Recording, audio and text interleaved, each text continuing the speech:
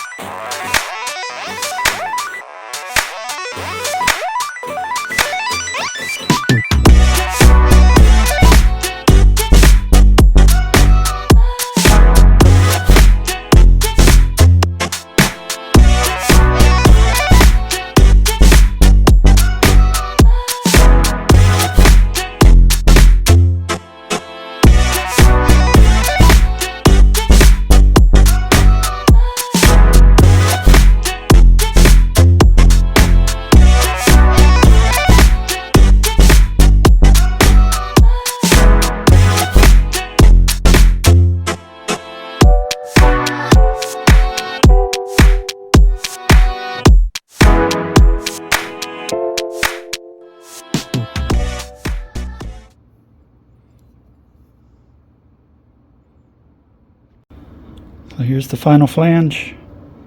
See, there are chatter marks. I mean, it was noisy. I expected these.